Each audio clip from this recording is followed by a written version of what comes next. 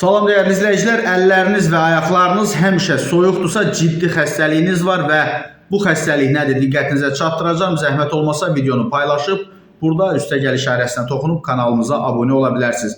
Qış ayları gələn kimi bəzi şəxslər otaq isti olsa belə əl və ayaqlarının sanki donduğunu hiss edir və bu yalnız soyuğa qarşı normal reaksiya deyil, əslində bədənin dərin fizioloji problemlərə işarəsi ola bilər. Həkimlər xəbərdarlıq edir ki, uzun müddətli soyuqluq həm qan dövranı, həm də daxili orqanların sağlamlığı üçün əhəmiyyətli siqnal ola bilər. Həkimlər bildirir ki, əl və ayaqların isti mühitdə belə soymasının əsas səbəbi damarların daralması və qan dövranının zəifləməsidir.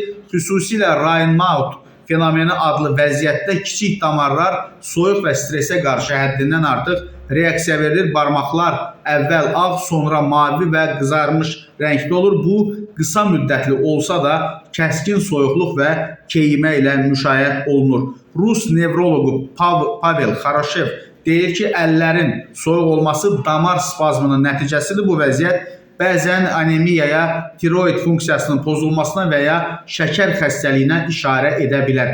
Əgər simptomlar isti otaqda da qalırsa, yəni o soyuq vəziyyət, mütləq həkimə müraciət etmək lazımdır və həkimlərin fikrincə əgər bu hal uzun müddət davam eləyirsə, qan testi, qalxanvari vəz funksiyası və damar ultrasəsi kimi müayinələr tələb olunur. Yeni Sabahın məlumatına görə sadə həyat tərzi dəyişiklikləri, fiziki aktivlik, isti geyim, stresin azaldılması və siqareti tərk etmək simptomları yüngülləşdirə bilər. Bəzən bu hal normal fizioloji fərqlilikdən irəli gələ bilir. Bəzən insanların damarları digərlərinə nisbətən daha həssas olur. Əllər və ayaqların otaq isti olsa belə soyuq olması sadəcə üşümək deyil, bu bədənin qan dövranı və termoregulyasiya sistemindən gələn vacib siqnaldır və diqqətlə yanaşmaq lazımdır və həkimə müraciət etmək tövsiyə edilir.